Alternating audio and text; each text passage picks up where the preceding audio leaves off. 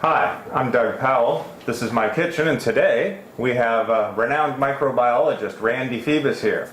And there's been an outbreak, and there's been several outbreaks over the past years of salmonella in dog food. And just like we don't want salmonella in human food, it's important to keep your pets safe and healthy. So, Dr. Phebus, what's going on with this one? Well, just recently we had the announcement of a recall by Mars Pet Care regarding salmonella that's potentially contaminating dry pet food manufactured out of an Everson, Pennsylvania facility, which is one of numerous facilities that they own. So it's a very small percentage of the product manufactured, but it's still important that we understand and check to be sure that if you've got that particular lot code, that you handle it properly and follow the recall instructions. So the first thing to look for, now this is not dog food that's implicated in the recall, but you need to find this code, and what you want to look at is the first two digits, and if it says a 17, get rid of it. Take it back to the store. They will provide a refund. The other thing is if your pet is indicating any potential illness, lethargic or diarrhea or lost appetite, then you may need to look proactively at whether or not your animal is harboring a salmonella infection. Now, why do we worry about salmonella in dog food, or how does it get there? Salmonella is a very ubiquitous organism. It's in the environment, and virtually all animals can carry this organism in the GI tract, in the gastrointestinal tract, and they can do this without having any kind of illness. As a matter of fact, there's some studies that have shown that 30 or more percent of dogs and 18 to 20% of cats actually carry this organism without any signs of illness. They can spread this to the environment, to water bowls, to your hands in the kitchen. People. Sadie's sitting here licking me. Now, I don't generally encourage it, but some people let the dogs jump up, lick their face, sleep with them. You have to make your own personal choice, but just let it be known that salmonella can get introduced, whether it's from pet food, whether it's from the environment. And even making pet food's real tough. They can come out of the plant absolutely clean.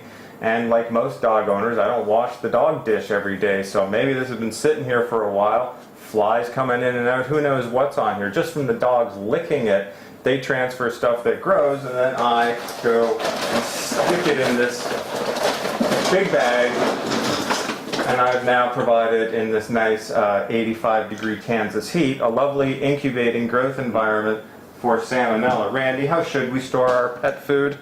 Well, pet food, like any human food, should be stored where it's protected from the environment, from handling, and from insects or whatever.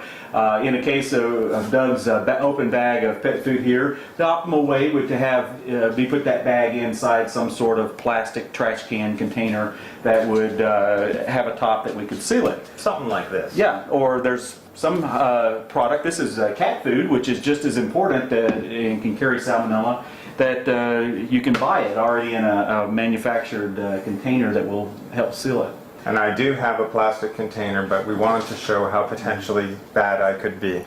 It's important to know that, in the case of the current recall, the salmonella is actually in the product as it leaves the manufacturing facility. And under law, product is not supposed to be sold that is contaminated with salmonella. But just from the manufacturing process, it can happen, and that's what we're dealing with here. And the manufacturers are doing a lot, the best they can to try to control salmonella in manufactured product, but you have to assume that, that potentially it can have salmonella in it. We've talked a lot about dog food, but there's a lot of pet treats that are on the market, chew bones, jerky strips, and things like that, pig ears. And even more than the dry dog food, these have been very highly implicated in salmonella transmission. Very high percentage of those products, particularly the pig ear type products, have salmonella on them, and you can get them on your hands. More importantly, your child or kids can handle those things and then contaminate themselves, and that is a real big problem. Yeah, like we're in my kitchen, I'm sitting here, I'm not going to touch it now, but this is some bread rising, it's real important, whether you're pregnant or just anyone. These things have salmonella on them in some cases. So when you touch them, you need to go wash your hands, especially in a kitchen environment. We think a lot about dogs and cats, but keep in mind that all animals can carry this, and particularly farm animals and wild animals and birds and not just turtles. There's turtles. an outbreak in the UK right now of salmonella from people who had deprived childhoods like me and only had cold-blooded pets and were forced to kiss their turtles for affection.